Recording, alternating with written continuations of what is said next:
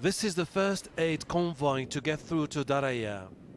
The suburb of the capital Damascus has endured the longest siege since the start of the war in Syria. But as soon as the aid was offloaded, resentment was on the rise. There was medicine, but no food.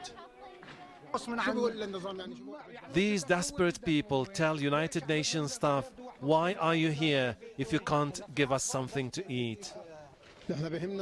We want our kids to benefit from aid. It's not medicine that they want, they need food. The UN, if it cannot get food in, it's useless.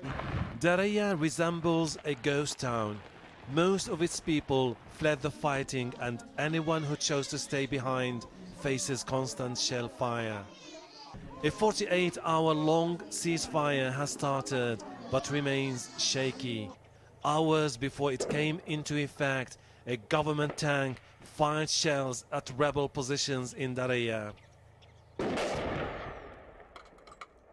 The rebel stronghold has been besieged by government troops for the past 4 years. Video shows a rocket fired by Syrian army landing in the town.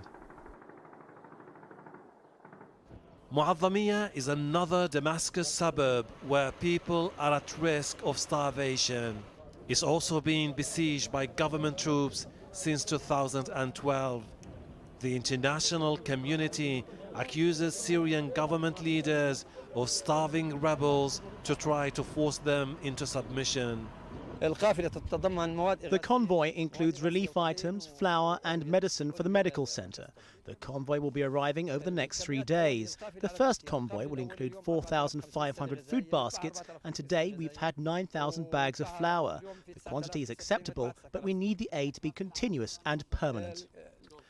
The situation remains more difficult for thousands stranded in places such as Madaya, where people were forced to eat grass as well as cats and dogs. A few days ago, these children from Daraya took to the streets with banners that read, "We are not terrorists, we need milk and eggs, give us something to eat."